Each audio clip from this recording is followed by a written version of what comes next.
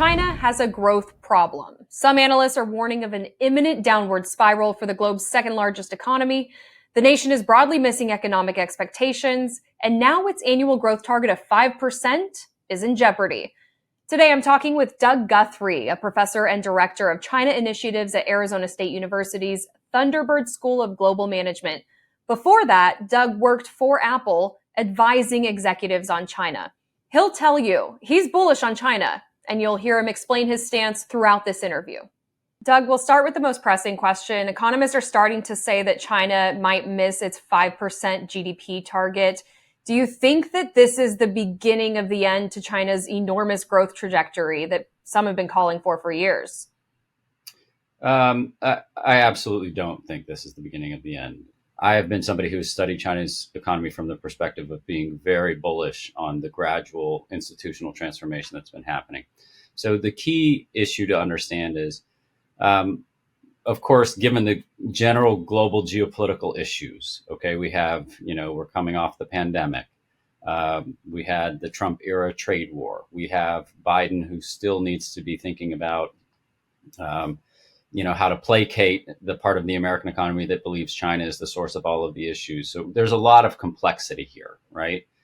We also have concerns about whether or not the United States should be so dependent on China. So you have companies like Apple and Foxconn and others who are thinking about India and other places in Southeast Asia and Malaysia. There's certainly concern here, but here's the reason this is not the beginning of the end. For the last 43 years, the Chinese government has been striking what I like to call a gradual and institutional approach to the economy, in which the party is very involved in what's actually going on. They have not done the Milton Friedman approach of neoclassical economic theory of just letting markets run and seeing what happens. Instead, at each step of the way, every year, and by the way, just as an aside, we're halfway through the year. China may or may not miss the 5.5%. There are people, I have a team on the ground in China, and I was just speaking with them this morning, and they're still pretty bullish. Like, they think that, the numbers are still going to come in, and we may not hit 5.5, but it'll be close. So there's a lot of just hand wringing and doom and gloom. But the key thing to remember is that this is a government and it's a party state system that, yes, it's a centrally and municipally and provincially controlled system, but it's a system in which the officials are very, very tied to economic development and the success of economic development, their entire careers. It's a great time to be asking this question because this is the moment of Beidaihe. And every year, the party takes August off and they don't go and sit on beaches and hang out. They go and get together and have casual conversations about what are we going to do for the second half of the year.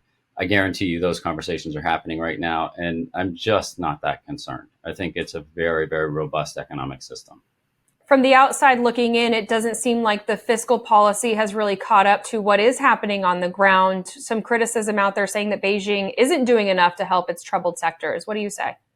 Well, so certainly housing is a big concern. And there's a lot of, my collaborators on the ground immediately mentioned that when I took this question to them. And, people are worried about a couple of different sectors. There's housing. There's also the question about manufacturing in a couple of different sectors, electronics, for example, going abroad.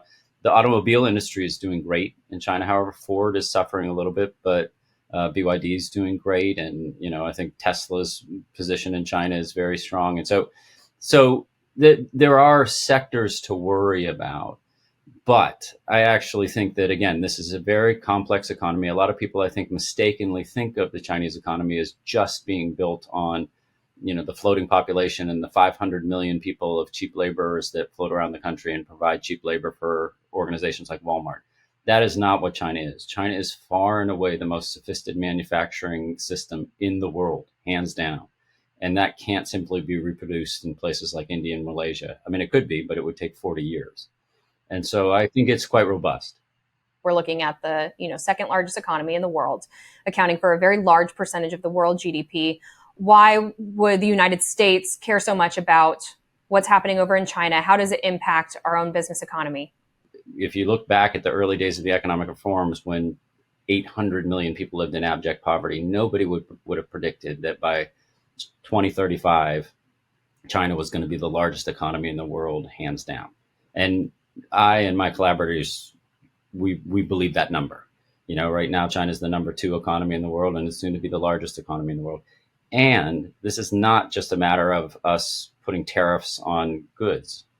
This is a matter of China having developed the most sophisticated manufacturing supply chain in the world. And you simply can't just say, well, we're going to have Apple stop producing iPhones in China and move them to India. It just doesn't work that way. So there's a big threat here. China will become the largest economy in the world. And there's not much that a single politician, whether they're named Trump or Biden, can do about it. We could do something about it if we decided to invest in restructuring and rebuilding a manufacturing sector and doing all of the kinds of things that would help us, but there's nothing we can do. And so I think to a lot of politicians and to a lot of people just in American society, they think that and hear that, and it's threatening. It's scary. Wow, China, this formerly impoverished society that was, we could lambast as a communist system that just didn't win the battle between communism and capitalism, they're going to win. They're going to be the largest economy in the world, and there's nothing we can do about it. There's an added piece here, though, which is that President Xi, his own ambitions have been not just that China return to its position as the most powerful economy in the world, but that China be respected as a geopolitical power. And so when you saw the deals happen with Saudi and Iran and, sort of the Middle East summit, I think that there's a lot to be worried about, and the economics and politics get intertwined here. So it's an interesting time.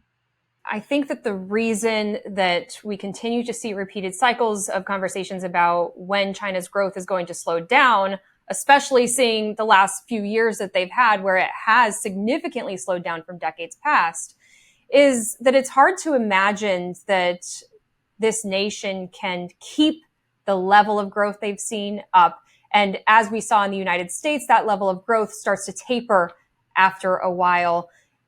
What does that tapering look like? Is that going to happen to China? I know that you believe that this current situation is temporary, but surely the level of growth that they've seen, it's hard to imagine that being sustained over, continued decades. For sure. Just to be clear, as bullish as I am on the Chinese economy and how smartly it's been rebuilt over the last 40 years, I mean, nobody expected, I don't think, double-digit growth to continue forever. I mean, it just doesn't. Like, the ways that math works is that when the number in the denominator gets bigger, it's harder to get this a linear economic growth. And so, it was inevitable that we would see a drop off from 14% to 10% to 5%. And so my guess is that, China is eventually going to get to that position, and we're going to continue to see innovation on both the US side and the Chinese side, but we're not going to return to double-digit growth. It's never happening in an economy this size. Thanks for watching. In this time of media mistrust, Straight Arrow News is on a mission to bring you unbiased, fact-based reporting. So to make sure you get journalism that you trust, like and subscribe to Straight Arrow News below. It goes a long way in telling YouTube we're the kind of news that you want to see more of. And for all of our content, go to straightarrownews.com.